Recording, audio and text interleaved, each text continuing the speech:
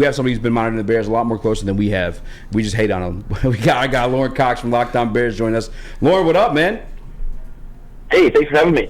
Hey, I appreciate you coming on. I wanted to get you on because obviously it's rivalry week, and obviously we're NFC North rivals here on this show. We're Detroit Sports Network.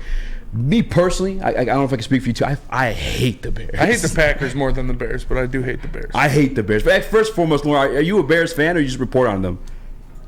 You know, it's one of those things where, as a kid, I was a Bears fan, but once you become a reporter for long enough, I don't know, you kind of, and plus when they're bad for long enough, you kind of lose the emotional attachment. So I don't really consider myself a Bears fan anymore, but, you know, I still want to see entertaining football every week.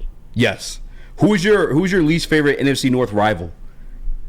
Oh, it's always Green Bay. I mean, full disclosure, I grew up in Wisconsin, so I've been exposed to Green Bay for a long time, and those two quarterbacks for the majority of my life, I've had enough of that.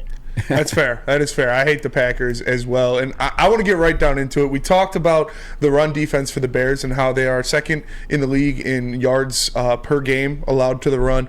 And I feel like a big part of that is the two linebacker signings you guys made in free agency. I was a big fan of Tremaine Edmonds, but you guys gave him a lot more money than I was thinking he was going to go for. And then obviously TJ Edwards from the Eagles. How have they been playing in this Bears defense? And do you think they are a big factor of that run defense being what it is? There was certainly an adjustment period at the beginning where it's like, okay, two new linebackers playing next to each other in a new scheme with new defensive linemen and new everything around them. And I think at first, you know, there was just sort of those, I don't know if it's purely communication issues, but just kind of like, all right, like, I think he's supposed to go there, but he ends up going there, and it wasn't that we needed to communicate, so we needed to, like, non-verbally both know for sure where the other person was going to be, and it was a little bit slow at the get-go. But, yeah, after a few weeks of the season, they really settled in, and I think the defensive line in front of them has slowly settled in. They've gotten a little bit more stout in the running game, and obviously they haven't been able to rush the passer all season. But it's been definitely a collective front seven effort. I mean, the defensive line, especially the interior there, has done a really good job of keeping Edmonds and Edwards and Jack Sanborn, the third linebacker, pretty darn clean to be able to really attack downhill and get after ball carriers.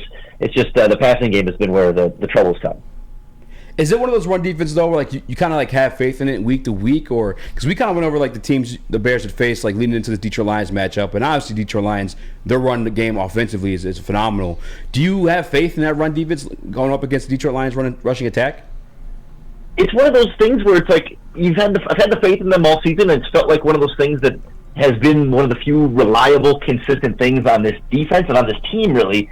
But it's like the more you look into it too, though, like they haven't really faced a really good running team in a while. Like you have to give them credit for actually doing it as consistently as they have, even if they've played, you know, not elite rushing teams. Like it's still hard to hold teams to 30, 40, and 50 rushing yards in some of these games. Like that does take a certain level of skill, but I do think the Lions are going to test this run defense in a way that they haven't been tested yet up to this point this season. So I have some confidence, but not like I don't think the Bears run defense is going to shut them down the way they shut down most of the running games this year, but I also think they'll be good enough to keep the Lions running game from totally running all over them, and they'll end up somewhere in the middle.